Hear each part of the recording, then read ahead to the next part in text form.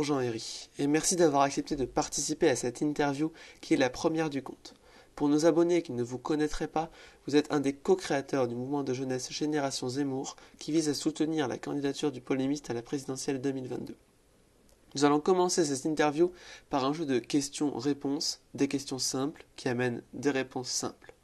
Pour commencer, est-ce que vous pourriez vous présenter brièvement, vous, votre mouvement, ainsi que votre parcours politique? Alors très bien, bonjour déjà. Donc moi c'est Jean Herry, j'ai 25 ans, j'habite dans le Maine-et-Loire, dans la petite ville d'Angers.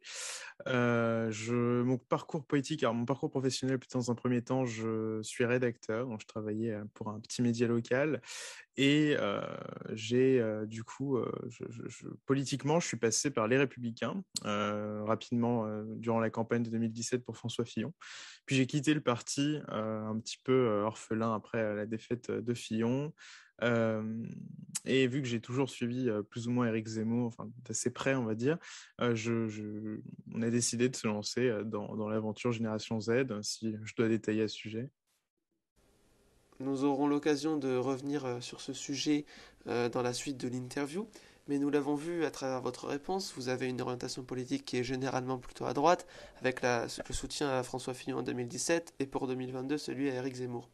Mais justement, selon vous, quelle est la position politique d'Éric Zemmour? Est-il à l'extrême droite, comme le conçoivent une énorme partie de la population et presque tous les analystes, ou est-ce que vous, créateur du mouvement Génération Zemmour, vous avez une conception différente de cet aspect-là?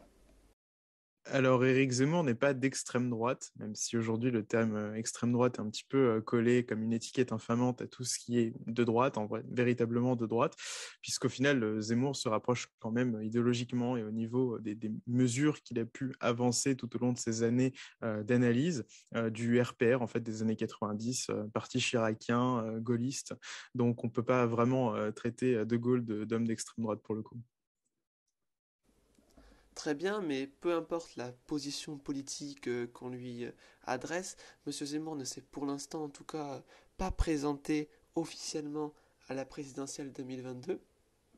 Mais justement, vous ou votre mouvement, est-ce que vous avez été en contact à un moment donné avec Monsieur Éric Zemmour, ou est-ce que votre mouvement est totalement indépendant de sa personne? Alors, le mouvement Génération Z est un mouvement autonome et spontané, donc qui a été créé par la base. C'est des simples militants enfin des militants, c'est des jeunes tout simplement, qui ont décidé de militer pour Éric Zemmour, pour solliciter sa candidature tout simplement. Et maintenant, étant donné que on commence à avoir quelques échos, enfin vous l'avez tous remarqué, Zemmour fait un peu la une de tous les médias, est un phénomène. C'est le but est de préparer la candidature potentielle d'Éric Zemmour et de préparer le terrain, en tout cas d'un point de vue militant. Donc on n'a pas rencontré Éric Zemmour jusqu'à Nice, où on a eu un premier échange justement entre militants et Éric Zemmour qui a duré pas très longtemps, mais on a eu une première rencontre avec lui.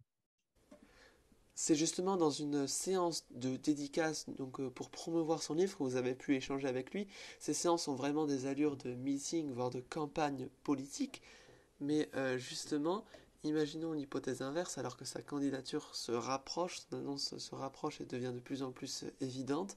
Imaginons que, surprise, il ne se présente pas à l'élection 2022. Est-ce que vous voteriez? Et si oui, est-ce que vous souhaitez nous dire pour qui? Non, je ne voterai pas si Éric Zemmour ne se présente pas. Très bien, en tout cas votre raisonnement a le mérite d'être clair et décidé. Nous en avons donc fini avec cette première partie introductive en quelque sorte, et nous allons maintenant aborder la politique et la stratégie. Vous allez pouvoir décrire longuement votre position vis-à-vis des potentielles évolutions stratégiques d'une potentielle campagne Éric Zemmour. Donc pour commencer, vous décrivez Éric Zemmour sur votre site internet Génération Z comme le seul candidat à même de rassembler la jeunesse française. Est-ce que c'est selon vous le signe que les jeunes se désintéressent des partis classiques et ne sont plus bien représentés dans la vie publique? Absolument. Alors, je pense que les jeunes aujourd'hui, bon, évidemment, il n'y a pas un bloc. Hein, les jeunes, c'est pas un bloc uniforme et homogène. C'est un bloc. Il y a plusieurs jeunes hein, de tous les genres, mais évidemment, aujourd'hui, on voit plutôt une jeunesse avec tout ce qui est marche contre le climat, une jeunesse plutôt de gauche, quelque chose qui est affiché médiatiquement comme une jeunesse plutôt de gauche, alors qu'une jeunesse plutôt de la France rurale tend plutôt vers la droite et vers une droite qui est plutôt zémorienne en tout cas. Le but but étant de donner un écho à cette jeunesse qui, aujourd'hui, ne se reconnaît pas non plus dans les partis politiques présentés, que ce soit chez les Républicains, qui est aujourd'hui un parti avec de très bons élus locaux, mais qui reste un parti de notables, et le Rassemblement national, qui est un petit peu condamné à perdre, puisque Marine Le Pen a montré qu'elle avait quelques faiblesses, en tout cas, dès qu'il s'agissait de campagne présidentielle. Très bien, mais justement, en parlant de campagne présidentielle, nous l'avons vu sur ces dernières semaines, il y a un contexte de multiplication des candidatures, que ce soit à droite comme à gauche. Est-ce que vous imaginez réellement un homme apolitique comme Éric Zemmour se frayer un chemin jusqu'à l'Élysée? En clair, est-ce que votre candidat a la capacité de sortir de son image de polémiste? Alors, je pense que oui. Je pense que plus que jamais, c'est un personnage qui peut émerger. Pour justement les raisons que vous venez d'évoquer, c'est qu'il y a beaucoup de candidats. Mais au final, il y en a très peu qui se démarquent. On voit à droite beaucoup de figures émerger, notamment Michel Barnier, notamment Xavier Bertrand, Valérie Pécresse, et on en a un petit peu tous les jours, hein. Il y a des candidatures quasiment tous les jours, des nouvelles candidatures. Mais au final, c'est des candidats qui sont, comment dire, des candidats professionnels, comme aurait pu expliquer Eric Zemmour. C'est-à-dire que c'est des personnes qui sont dans la politique depuis toujours, mais qui n'ont pas de système idéologique, qui sont dans un parti qui, en général, a trahi ses électeurs, les électeurs qui sont plutôt sur la sensibilité d'Eric Zemmour sur de nombreux sujets, et qui, tout simplement, une fois au pouvoir, lâchait ses électeurs. Donc, c'est ce qu'on a pu observer sous Nicolas Sarkozy à l'époque, dont Xavier Bertrand était ministre, etc. Donc, voilà. Mais Éric Zemmour, même s'il n'est pas apolitique pour le coup, il est éminemment politique, mais il n'est pas étiqueté politiquement dans un parti. C'est quelque chose de très différent. Emmanuel Macron non plus n'était pas vraiment étiqueté dans un parti et a sorti un mouvement un petit peu de nulle part. Mais justement, ces rumeurs, ces menaces de création d'un parti sorti de nulle part, comme vous dites par Éric Zemmour, elles ont fait réagir, à l'instar de Marine Le Pen, qui a déclaré: quel est l'intérêt de cette candidature? Objectivement, elle ne peut qu'aider Emmanuel Macron à arriver en tête de l'élection. Fin de citation. Est-ce que vous pouvez tout d'abord simplement répondre à la question de Madame Le Pen? Quel est l'intérêt de la candidature d'Éric Zemmour?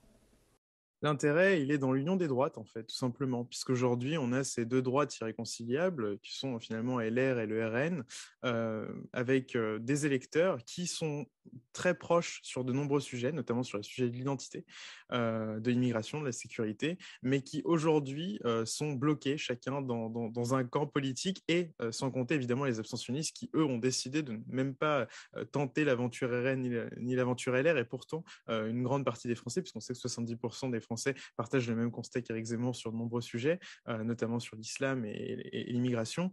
Eh bien, le RN est une impasse. Et enfin, on l'a vu en 2017, on a vu, et pas seulement à cause du débat, il y avait beaucoup de choses qui n'allaient pas au Rassemblement national, et le RN n'attire pas. Et le RN, justement, démobilise. On a pu constater lors des élections régionales, puisque finalement, les électeurs ne sont pas déplacés, et même se sont moins déplacés au second tour, et ont décidé de ne pas se mobiliser malgré les appels du pied de Marine Le Pen.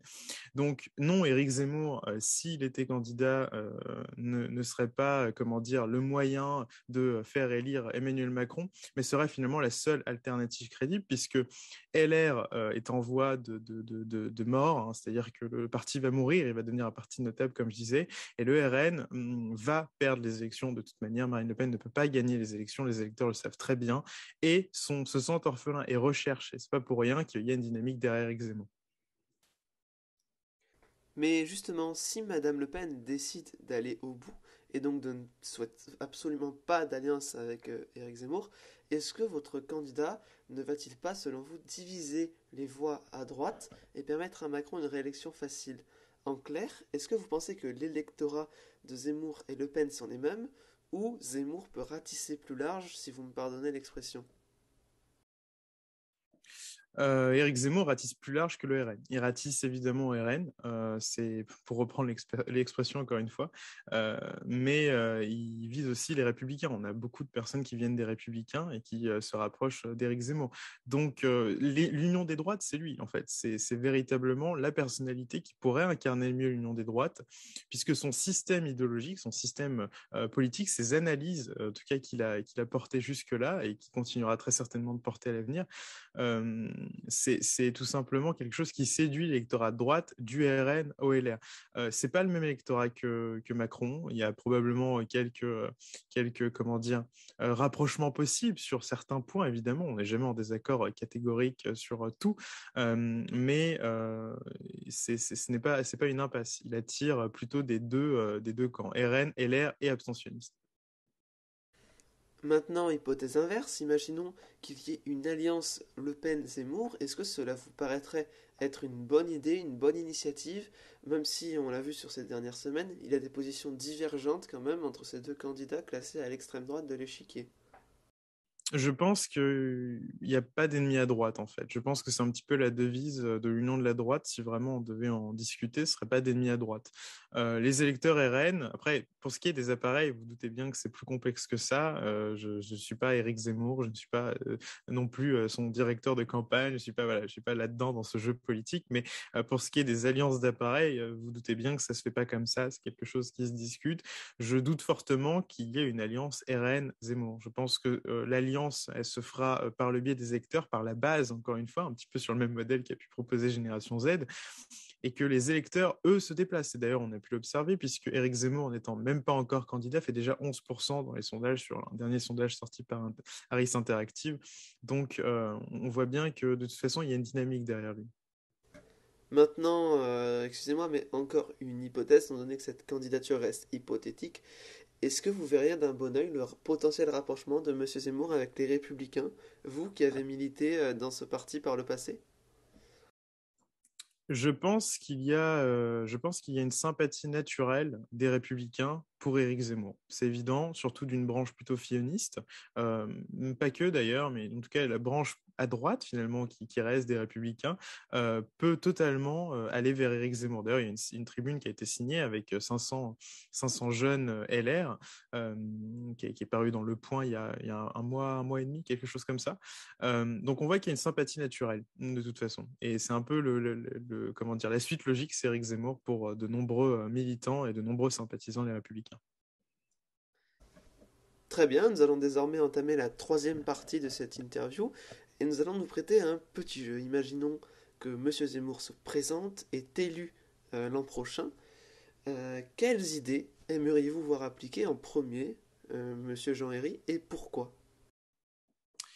Alors, la première idée que j'aimerais voir appliquée, on va dire, d'Éric Zemmour, si vraiment ça devait être sa première mesure, ce serait évidemment, je pense, une mesure sur l'immigration et sur l'islam, donc probablement un référendum sur l'immigration ou ce genre de choses. C'est quelque chose qu'il a déjà avancé, puisque ça permettrait de marquer un grand coup, à la fois puisque ça permettrait de revenir enfin sur le sujet de l'immigration et d'enfin remédier à ce problème qui est un véritable enjeu pour 70% des Français. Et en même temps, ça permettrait de montrer une forme de souveraineté possible tout en restant au sein de l'Union européenne, puisque ça tordrait le cou à la CEDH par le biais de ce référendum. C'est tout un mécanisme. Évidemment, il n'y a pas de mesure encore programmatique qui a été annoncée, donc je ne peux pas m'avancer là-dessus.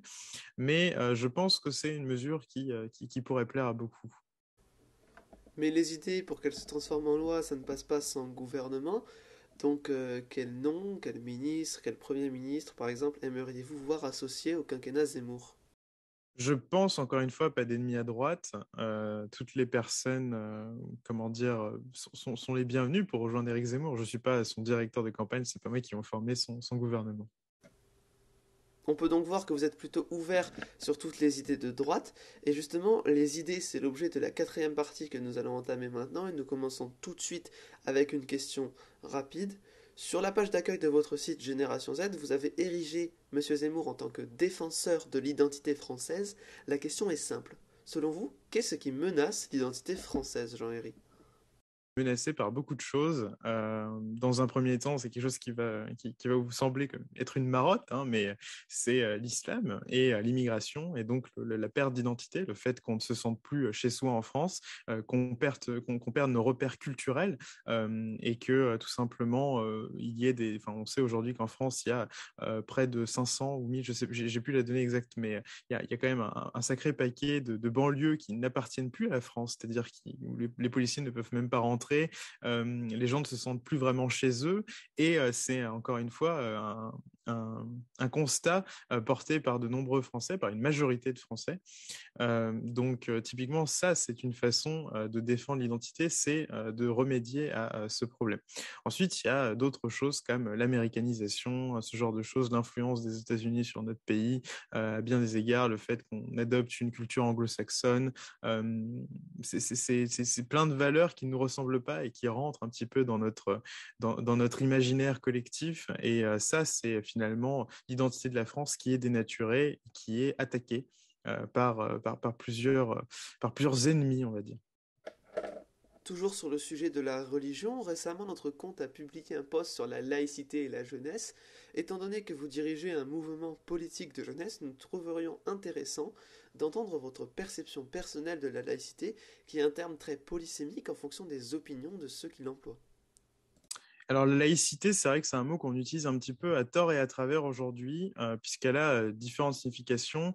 Et on voit que notamment la gauche a délaissé sa signification primaire et finalement qui était la laïcité, en tout cas de gauche à l'époque, c'était un moyen de tordre le cou au catholicisme et finalement ils étaient très anticléricaux. Hein. Donc parler de religion aux gauchistes à l'époque, c'était pas la même chose qu'aujourd'hui. Aujourd'hui, on voit que ce qu'ils appellent laïcité, finalement, c'est une sorte d'ouverture. C'est simplement ils ont tendance à dire la laïcité, c'est comment dire, la séparation de l'Église et de l'État. Ils considèrent que c'est que ça. Sauf que la laïcité, c'est certes la séparation de l'Église et de l'État, mais c'est aussi une forme de neutralité dans l'espace public et une discrétion dans l'espace public. Très bien, mais justement vis-à-vis de ces sujets, mais aussi de nombreux autres sujets, Monsieur Zemmour possède des opinions anti-progressistes avérées et flagrantes. Malgré cela, vous le considérez toujours comme le candidat de la jeunesse, qui est une tranche d'âge traditionnellement plutôt progressiste. La question est simple, les jeunes ont-ils, selon vous, perdu foi dans le progrès? Alors, alors, il y a beaucoup de choses. Le fait est anti-progressiste, en tout cas ce qu'on appelle aujourd'hui progressiste, parce qu'on appelle progrès beaucoup de choses. Si la GPA pour vous c'est le progrès, en effet, anti-progressiste, c'est évident. Encore une fois, je disais tout à l'heure, il y a une jeunesse qui est très médiatisée, une jeunesse qui a marché pour le climat et qui se soucie aujourd'hui de l'écologie et ce genre de soucis, mais on met assez peu la lumière sur l'autre jeunesse, on va dire, qui, je pense, est une majorité silencieuse. C'est un terme qui a été utilisé à plusieurs reprises lors de campagnes présidentielles, mais c'est une majorité silencieuse qui est une jeunesse plutôt de droite, plutôt conservatrice, plutôt même réactionnaire, je dirais, et qui ne se sent pas à l'aise avec toutes ces idées sur le progressisme. On voit que une grande partie des Français aujourd'hui sont encore pour la peine de mort, sont encore contre le mariage homosexuel. Il y a beaucoup de Français qui sont pas directement en lien avec ce qu'on appelle aujourd'hui le progrès, qui sont pas raccord en tout cas avec ce qu'on appelle aujourd'hui le progrès. Donc je pense qu'une jeunesse, même principalement rurale, n'est pas forcément entendu, n'est pas forcément écouté. Et Éric Zemmour, lui, en général, évoque ces problèmes et arrive à traiter les problématiques dont ces jeunes ont envie d'entendre parler. Sur ces sujets-là, justement, Monsieur Zemmour a souvent fait polémique. Il apparaît donc comme un candidat à l'extrême droite sur ces questions notamment migratoires et identitaires. Son point de vue économique apparaît donc comme plus méconnu du grand public. Est-ce que ce ne serait pas une limite à sa crédibilité auprès d'un électorat LR très sensible à ces questions? Alors, on ne peut pas parler de limite puisqu'il n'y a pas de programme encore aujourd'hui. Donc, c'est simplement que, évidemment, son cheval de bataille, c'est la politique au sens général. Donc, il parle beaucoup d'identité, de France, d'histoire, de la souveraineté.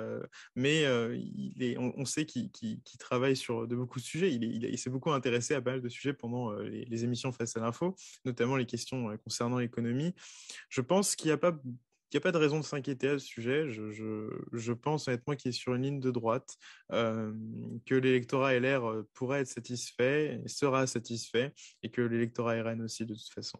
Donc, je n'ai pas trop de doute, mais encore une fois, il n'y a pas de mesure programmatique qui a été annoncée. Donc, commencer à parler directement de limites ou en tout cas de rejet potentiel, c'est un petit peu prématuré. Bien sûr, nous ne parlions pas tellement du programme, mais plus des idées d'Éric Zemmour qu'il a développées dans les médias au fur et à mesure du temps. Mais enfin, cette partie sur les idées justement est terminée, et nous allons désormais aborder les nombreuses controverses qui entourent ce personnage clivant de la politique française. Pour commencer, question simple encore une fois, Que pensez-vous de la décision du CSA de décompter le temps de parole d'Éric Zemmour? Alors, cette mesure du CSA, évidemment, a fait beaucoup parler, puisque c'est assez nouveau, hein, quelque chose sans précédent, c'est une mesure sans précédent, puisque le CSA a décidé de décompter le temps de parole d'Éric Zemmour, ce qui, évidemment, limite son temps de parole, puisque les émissions sont, enfin, les productions télé sont beaucoup plus réticentes à l'idée de l'inviter, puisqu'il y a le décomptage obligatoire. Le fait est qu'il n'est pas candidat déclaré, il n'est pas du tout, il n'a pas montré encore qu'il était candidat, même si, encore une fois, il y a des rumeurs ou autres, hein, qu'on l'a déjà décompté. On a déjà décidé de décompter son temps de parole, d'autant plus que l'excuse qui a été utilisée quand même par le président du CSA, c'est que son opinion politique pèse dans le débat national. Donc, au final, il considère que on l'a censuré, en tout cas censuré, c'est le mot qu'on utilise, et je pense que c'est une censure qui ne dit pas son nom, mais on l'a censuré pour la simple et bonne raison que c'est un éditorialiste aujourd'hui. Il n'est pas candidat déclaré, donc ça ne peut pas fonctionner de la sorte.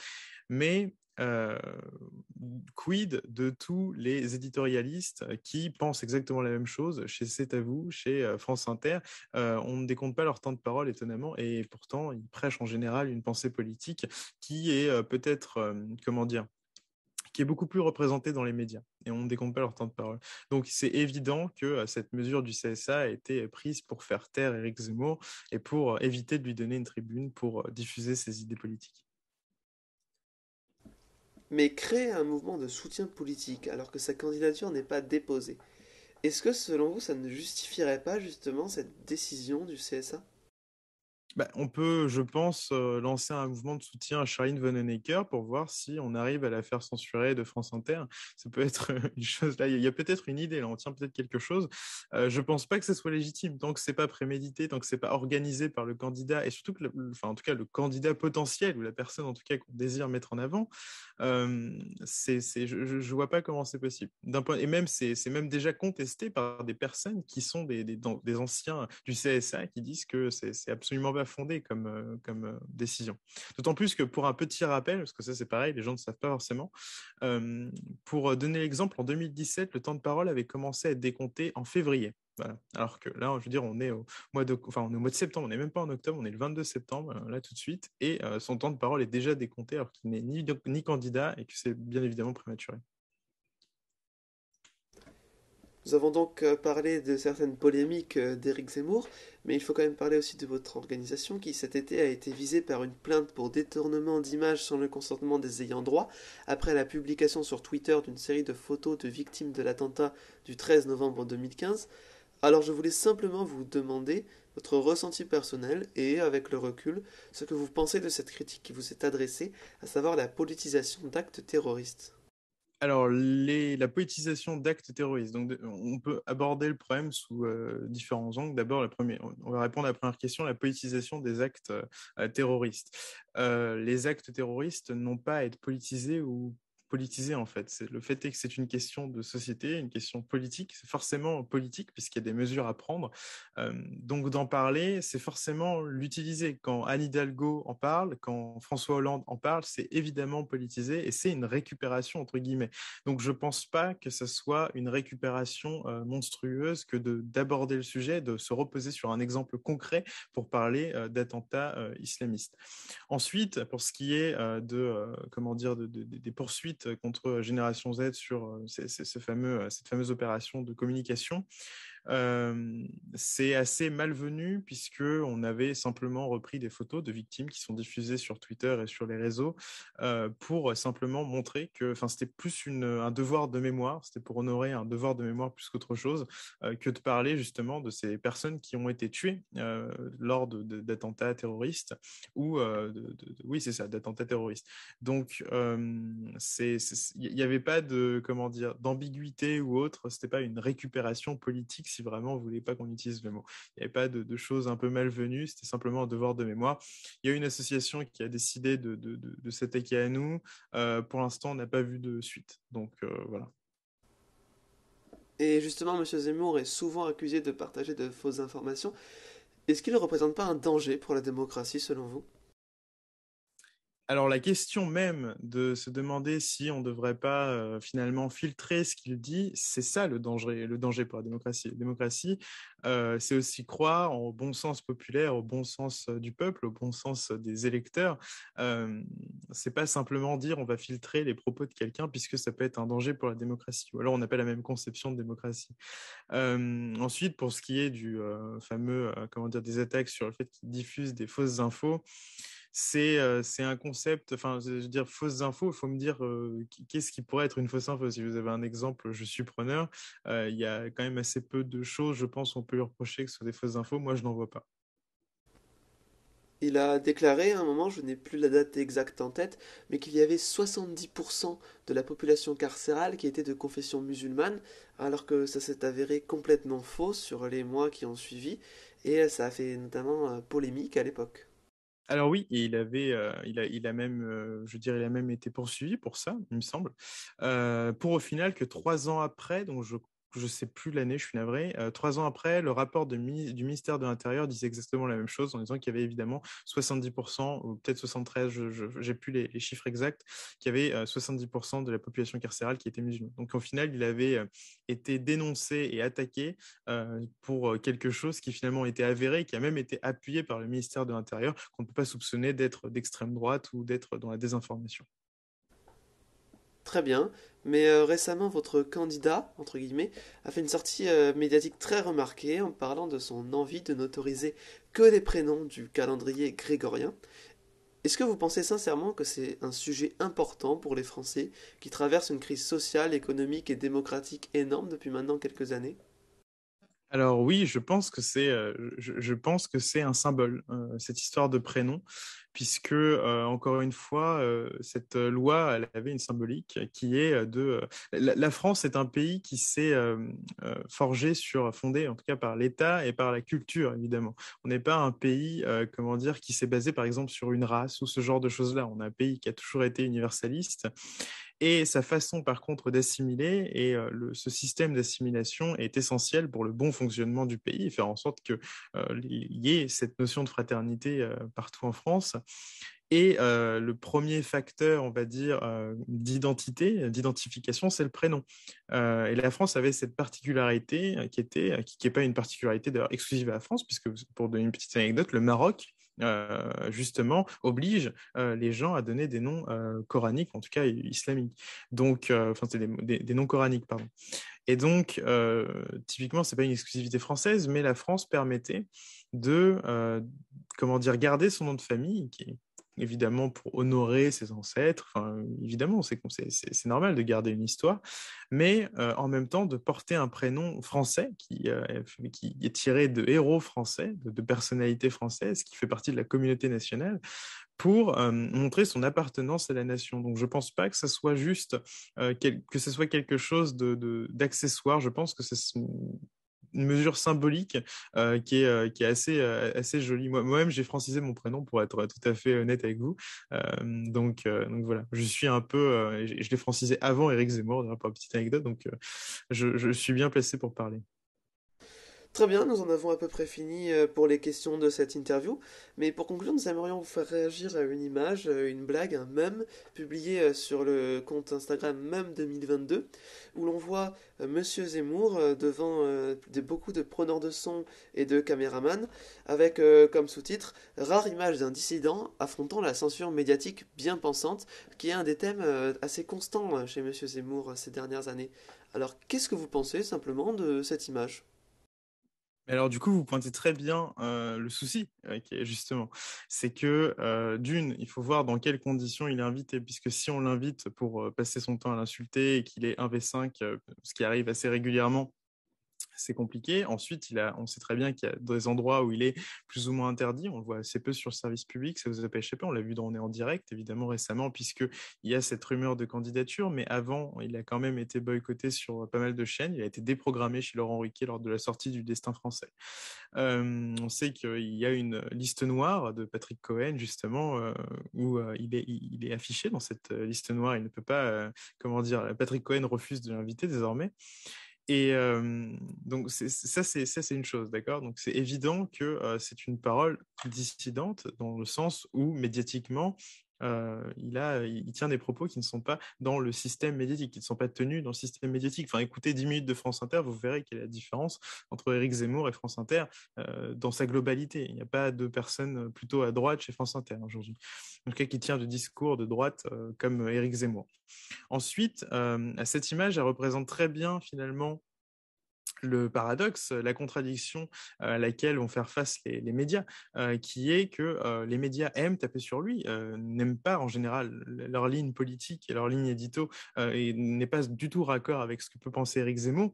Mais Éric Zemmour a cette particularité de vendre. Voilà, il fait vendre, c'est-à-dire que son livre a déjà fait plus de 178 000 ventes, là je crois, si on ajoute les ventes en ligne et les ventes directement, comment dire, en librairie. Donc au total, il a déjà vendu 178 000 livres, quelque chose comme ça. Ça doit être plus maintenant. Il fait vendre. L'Express, je crois, a battu son record de vente quand il a fait une sur lui. C'est un peu comme ça pour tous les journaux, tous les magazines. Et dès qu'il passe en général à la télé, il explose les scores au niveau de l'audimat. Donc, c'est-à-dire qu'à la fois, ils le détestent, idéologiquement, politiquement, mais ils ont besoin de lui puisque les Français le regardent. Les Français ont une attente de Zemmour, les Français écoutent Zemmour, ils sont accrochés à ses paroles. Donc oui, on est face à un paradoxe, c'est sûr, mais on peut pas dire qu'il fasse partie du système. Non, je pense qu'on peut lui faire quelques reproches, mais pas celui-ci. Très bien, donc à moins que vous n'ayez quelque chose à ajouter, nous avons terminé pour aujourd'hui. Merci beaucoup Jean-Héry d'avoir accepté de répondre à nos questions pour cette première interview qui se termine sur ces mots. Merci à vous.